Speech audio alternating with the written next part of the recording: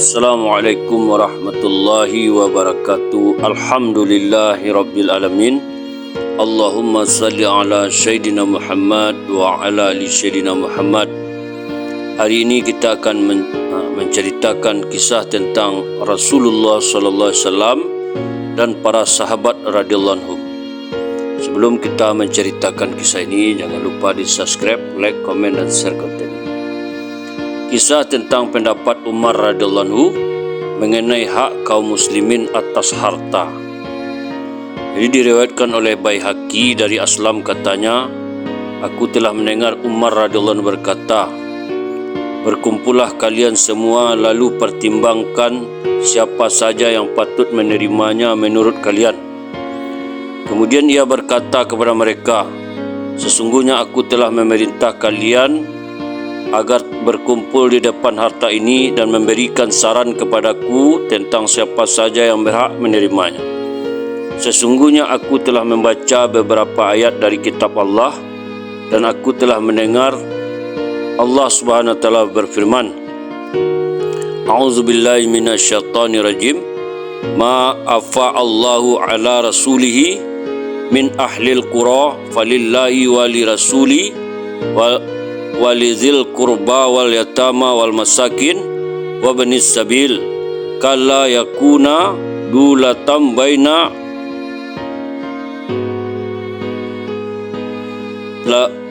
lakuna latam baina aghniya minkum wa ma atakumur rasulu fakhuduhu wa ma nahakum anhu fantahu wattaqullah innallaha syadidul iqab lil fuqara'il muhajirin alladzina ukhriju min diyarihim wa amwalihim yabtaghuna fadlan minallahi wa ridwanahu wa yansurunallaha wa rasulah ulaika humus shadiqun. Artinya, apa saja harta rampasan atau dalam kurung fa'i yang diberikan Allah kepada Rasulnya yang berasal dari penduduk-penduduk kota-kota, maka adalah untuk Allah, untuk Rasul, kaum kerabat Rasul, anak-anak yatim, orang-orang miskin dan orang-orang yang dalam perjalanan, supaya harta itu jangan hanya beredar di antara orang-orang kaya saja di antara kamu. Apa yang diberikan Rasul kepadamu maka terimalah dia, dan apa yang dilarang bagimu maka tinggalkanlah. Dan bertakwalah kepada Allah, sesungguhnya Allah sangat keras hukumannya. Juga bagi orang fakir yang berhijrah, yang diusir dari kampung halaman dan dari harta benda mereka karena mencari karunia Allah dan keridhaannya, dan mereka menolong Allah dan Rasulnya, mereka itulah orang-orang yang benar. Quran Surah Al-Asyr ayat 7-8. Demi Allah, harta ini tidak dimaksudkan hanya untuk mereka saja. Kemudian Umar radhiyallahu anhu membaca ayat yang berikutnya, A'udzubillahi minasyaitonirrajim. Walladzina tabawwa'ud dara wal imana min qablihim yuhibbuna man hajara ilaihim wala yajiduna fi sudurihim hajjatan mimma utu wa yu'thiruna ala anfusihim walau kana bihim khasasah wa man yuqa suha nafsihi fa ulaika humul muflihun. Dan orang-orang yang telah menempati kota Madinah dan telah beriman dalam kurung Ansar sebelum kedatangan mereka Muhajirin, mereka mencintai orang yang berhijrah kepada mereka, dan mereka tiada menaruh keinginan dalam hati mereka terhadap apa-apa yang diberikan kepada mereka orang Muhajirin. Dan mereka mengutamakan orang-orang Muhajirin atas diri mereka sendiri, sekalipun mereka memerlukan apa yang mereka berikan. Dan siapa yang dipelihara dari kekikiran dirinya, mereka itulah orang-orang yang beruntung. Quran Surah Al-Asyr. Demi Allah, harta ini tidaklah dimaksudkan hanya untuk mereka saja. Kemudian Umar radhiyallahu anhu membaca ayat berikut. Bismillahirrahmanirrahim.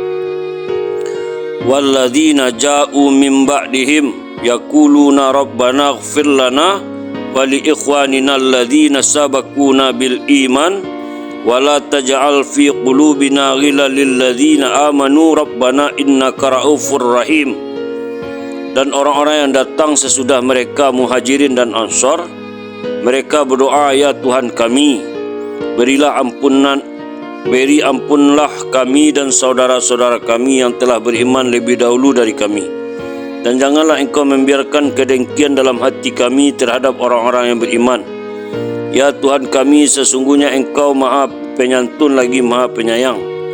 Quran Surah Al-Asyr ayat 10. Demi Allah, tidaklah seorang pun dari kalangan kaum muslimin melainkan dia mempunyai hak terhadap harta ini, apakah ia diberikan harta atau tidak, walaupun seorang pengembala dari Adan.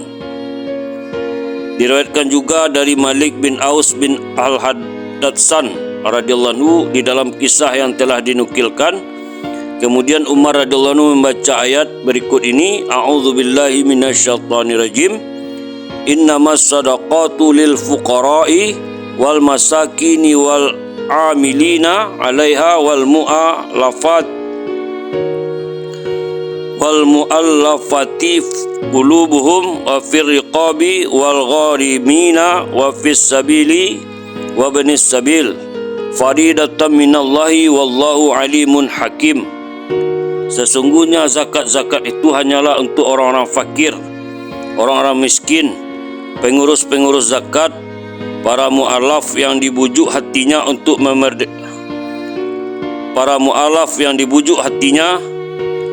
memerdekakan budak, orang-orang yang berutang untuk jalan Allah, dan orang-orang yang sedang dalam perjalanan sebagai sesuatu ketetapan yang diwajibkan Allah. Dan Allah maha mengetahui, maha bijaksana. Quran Surah At-Taubah ayat 60. Ayat ini adalah untuk mereka. Kemudian Umar radhiyallahu anhu membaca ayat yang berikut ini,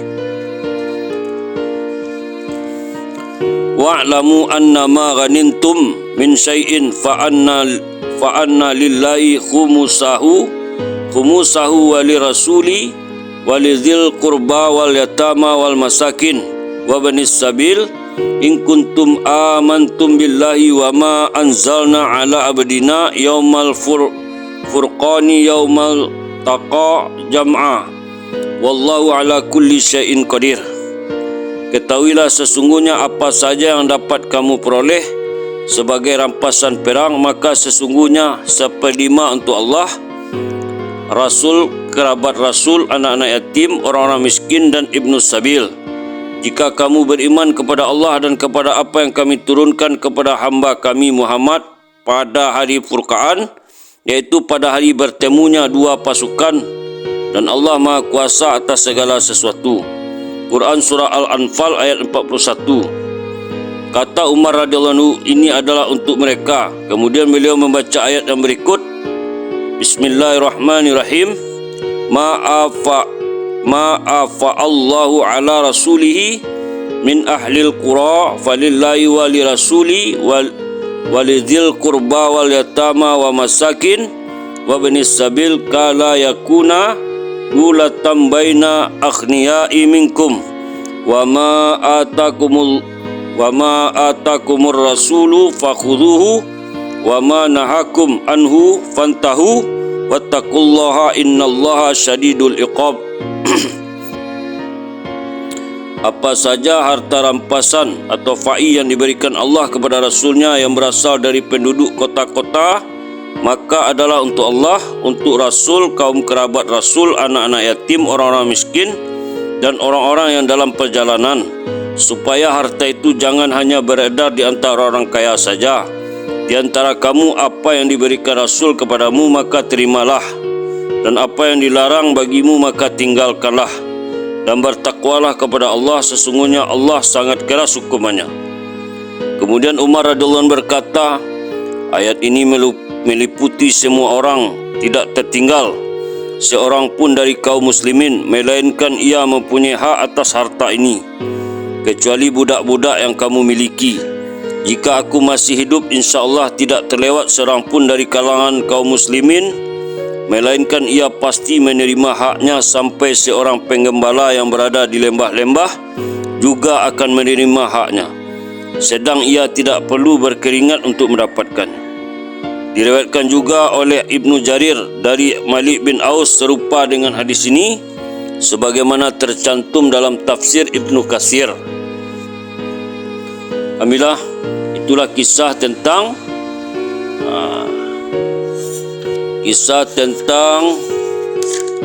pendapat Umar radhiyallahu anhu mengenai hak kaum muslimin atas harta.